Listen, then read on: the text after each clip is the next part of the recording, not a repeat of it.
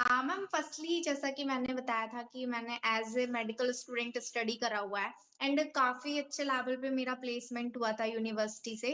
Number one का placement था जो मुझे मिला था। लेकिन मेन चीज क्या थी, जब मैं इंटर्नशिप कर रही थी ना तो वहां पे ना हमारी हॉस्पिटल में ड्यूटीज लगती हैं पहले 6 मंथ।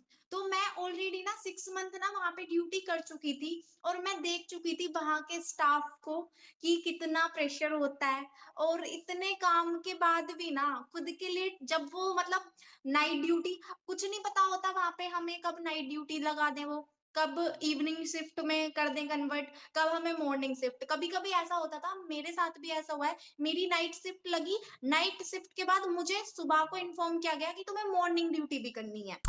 मतलब बंदा पूरी रात जागा है, पूरी रात उसने खड़े होके ड्यूटी करी है, सुबह को फिर नून तक मतलब 2 बजे तक फिर ड्यूटी करनी है।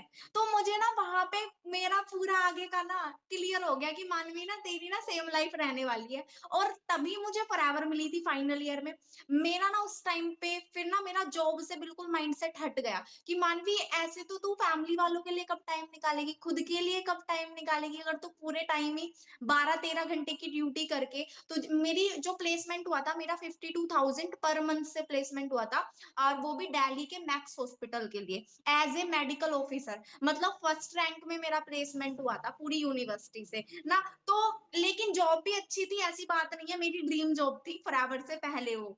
मतलब मुझे था कि मुझे ऑफिसर रैंक में मेडिकल ऑफिसर की जॉब करनी है। और मैंने उसके लिए मेहनत भी बहुत की थी, मतलब बहुत ज्यादा। मैं मतलब मेरे अंदर ना पढ़ाई का कीड़ा था, सच बता रही मैं। स्टार्टिंग से लेके मैं रेस में रहती थी, मेरे नंबर किसी से कम ना आ जाए बिल्कुल भी, मतलब बहुत ज्यादा। लेकिन जब मुझे रियलिटी का पता लगा ना वहां पे, जब मैंने प्रैक्टिकल नॉलेज में आई, थियोरटिकल में तो बढ़िया, थ्योरी में तो मैं मतलब ऑलवेज हाई रही हूँ, है ना। लेकिन जब मैं पार्ट उसमें आई ना प्रैक्टिकल लाइफ में, तो वहां पे मैंने देखा स्टाफ को यार इतना ज्यादा बिल्कुल भी टाइम फ्रीडम नहीं है। और ऊपर से वहां पे जो सीनियर्स थे उनकी जो सुननी, मतलब मेरा तो बिल्कुल माइंडसेट चेंज हो चुका। और जब मैं फॉरएवर में आई, फॉरएवर में मैंने देखा कि यहाँ पे ना टाइम फ्रीडम है, फ्लेक्सिबल टाइमिंग है, मैं अपने अकॉर्डिंग खुद को भी टाइम दे सकती हूँ, अपनी फैमिली के साथ रह के काम कर सकती हूँ मैं। दूसरी चीज, मेरे ऊपर किसी बॉस का प्रेशर नहीं है। और एक चीज और थी, मान लो मुझे 52,000 की जॉब मिल रही है, लेकिन मेरे सपने पहले से ही बड़े थे। मैं सच बताऊं,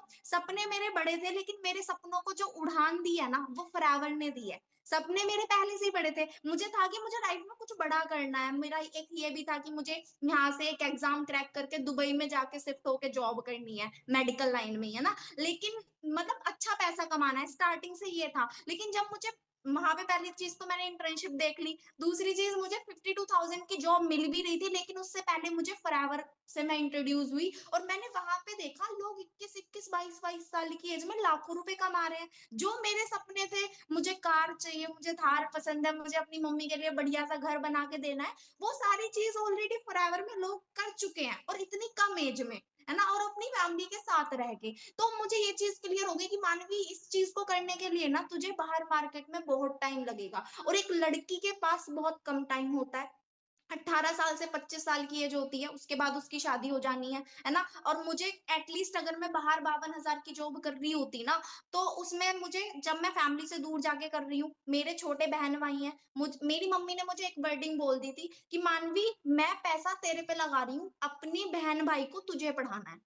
मेरी मम्मी की ये वर्डिंग थी कि आगे इन लोगों को तुझे देखना है, हमने तुझ पे पैसा लगा दिया, क्योंकि मेरे पास इतना पैसा नहीं है कि मतलब मैं सभी को कर सकूं, कि हमने तुझे इतना कैपेबल बना दिया कि तू अपने बहन भाई को। अब आप सोच के देखो, जिस लड़की के घर में एक मतलब मैं सिंगल, मेरी मम्मा मदर है जो काम करने वाली है, एक मेरा, उनको मुझसे उम्मीद थी कि मानवी है जिसकी बढ़िया जॉब लगेगी तो हमारे घर की कंडीशन बढ़िया हो जाएगी, और मैंने ही उस जॉब को करने से मना कर दिया। तो मेरी फैमिली वाले, मतलब मेरी मम्मी ने ना मुझसे 1 महीने, पूरे 1 महीने ढंग की तरह बात नहीं करी। मतलब बहुत कलेश हुए, बहुत ज्यादा। अब सोचो कितना प्रेशर होगा कि यार 52,000 की जॉब छोड़ रही है, सपना होता है लोगों का आज के टाइम में, मिलती नहीं इतनी। और सच बता रही, मेरे जिन दोस्तों का प्लेसमेंट हुआ था उनका स्टाफ में प्लेसमेंट हुआ था, मैं इकलौती ऐसी थी जिसका मेडिकल लाइन में हुआ, उनकी 20-22 हजार की सैलरी मिल रही थी उनको। और अब मैं अगर आज की डेट में बात करूं, अगर मैं विदाउट प्लेसमेंट जॉब लेने जाऊं ना, मुझे भी ज्यादा से ज्यादा 15-20 हजार की जॉब मिलेगी।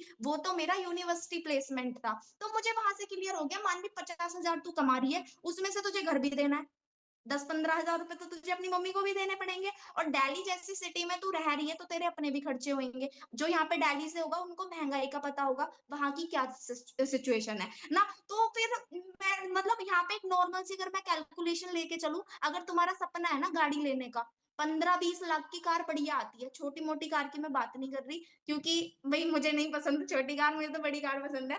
तो मतलब पहले से ही था कि बड़ी कार लेनी है तो 5-6 लाख तो डाउन पेमेंट करनी पड़ेगी। उसके बाद भी अगर तुम उसका ईएमआई कराते हो तो 20-25 हज़ार की तो उसकी ईएमआई बनती है।